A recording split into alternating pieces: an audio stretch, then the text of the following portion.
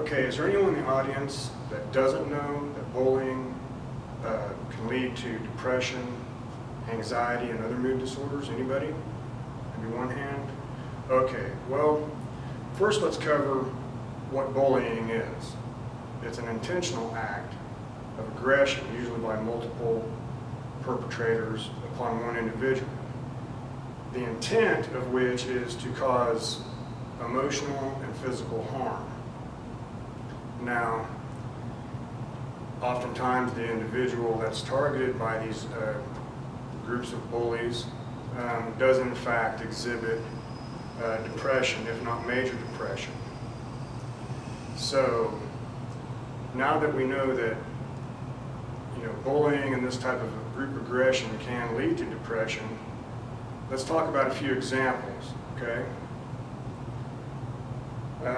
There's a disorder related to bullying. In one case study, a 13-year-old boy exhibited psychotic depression. Now, for those of you that don't know what psychotic depression is, he had other issues also linked to this with anxiety and suicidal ideation, okay? But for those of you that don't know what psychotic depression is that when the individual entered the hospital due to these extreme mood problems, these mood disorders that he was experiencing, he related to his doctors that he was actually hearing the voices of his aggressors or his bullies from school. Even though they weren't present, he was hearing them. Therefore, he was given the diagnosis of a psychotic depression. So that was a study done from the Journal of Psychiatry and Clinical Practice in the year 2000. So we can imagine that there's more studies that have been done, and in fact there have.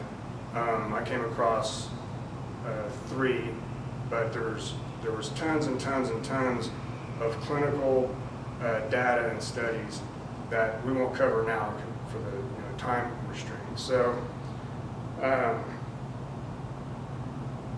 over time, bullying can cause not only depression, but anxiety, and in this particular individual, the 13-year-old boy, ended up in suicidal ideation.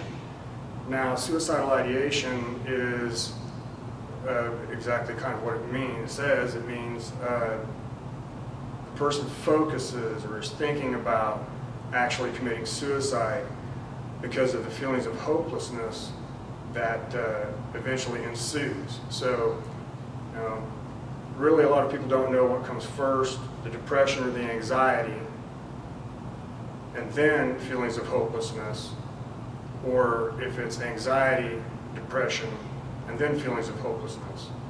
But it's this combined feature, along with the feeling of hopelessness, that often leads to suicidal ideation and sometimes suicide in some individuals. Lastly, I'd like to speak about bullying in the workplace, or peer aggression in the workplace framework. Okay, now there's corporations. They're not named in the study, probably for various reasons. They may not want to be sued or something like that. But there's been a large study done with multiple corporations, and what they have found is that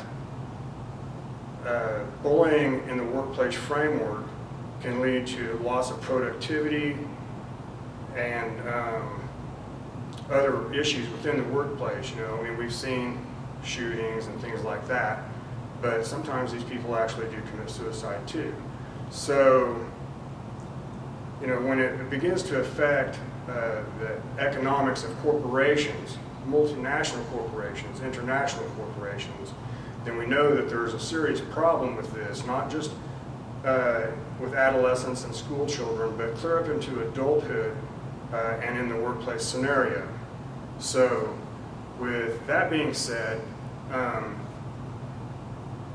time constraint is about out. So, if there's anybody out there that has a friend or family member that may be experiencing depression, anxiety, or even have suicidal thoughts, you may consider or talk to your friend or your family member about being bullied or peer victimization in the workplace if they're an adult, because oftentimes this is a related case. So thank you very, very much, and thank you for your time.